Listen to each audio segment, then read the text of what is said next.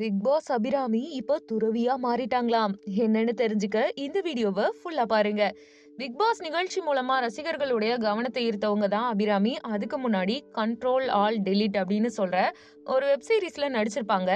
இதுக்கப்புறமா சன் டிவியில் இருக்கக்கூடிய சில நிகழ்ச்சிகளை தொகுத்து வழங்கியிருக்காங்க.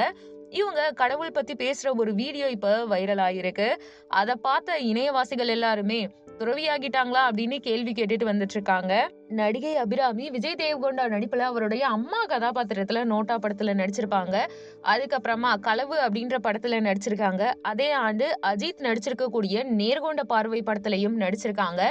இந்த நடிப்பு ரசிகர்கள் கிட்ட பெரும் வரவேற்பை பெற்றிருக்கு. இதுக்கப்புறமா மாதவன் அவர்களுடைய ராக்கெட்ரி தி நம்பி எஃபெக்ட் அப்படின்ற படம், அடுத்து வான் 3, துருவ நட்சத்திரம், வல்லான்னு நிறைய படங்கள் நடிச்சிருக்காங்க.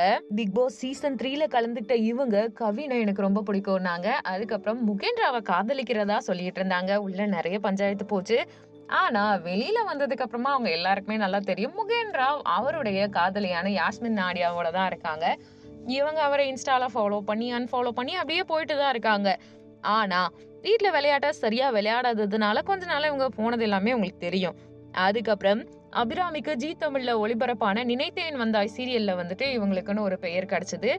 இந்த நிலையில ஈஷா யோகா மையத்துல வெள்ளை உடையில கண்ணீரோட பேசும் வீடியோ ஒண்ணு வைரல் ஆகியிருக்கு.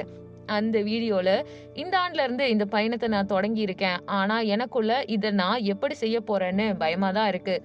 ஆனா என் மனசுல சத்குரு ரொம்ப உயரமானவரா இருக்காரு. அவரால எல்லாமே நடக்குது. வெள்ளை துணியை என் மேல போட்டதுமே சிவனுக்கு ஏதோ சேவை செய்ய ஆரம்பிக்கணும்னு என் மனசுக்குள்ள ஒரு எண்ணமே வந்திருக்கு. எனக்குள்ள இருக்கக்கூடிய தேவையில்லாத பாரம் ஒவ்வொன்னா என்னை விட்டு போயிட்டே இருக்கு. இது எல்லாத்தையுமே கண்ணு முன்னாடி நான் உணர்ந்துட்டு இருக்கேன்.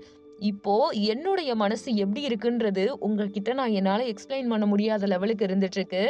தியானலிங்கம் எனக்குன்னே இருக்கிறது மாதிரி நான் உணர்றேன். யார் என்ன பார்த்தாலுமே அவர் என்ன பாக்குறது மாதிரி நான் உணர்ந்தேன். அது மட்டும் இல்லாம கண்கள்ல கண்ணீர் வலிய பேசியிருக்காங்க. இந்த வீடியோ பார்த்து இணையவாசிகள் பலர் அபிராமி துறவி ஆயிட்டாங்களா அப்படின்னு கேட்டுட்டு இருக்காங்க. உங்களுடைய கருத்து என்னன்றத கமெண்ட் பண்ணுங்க.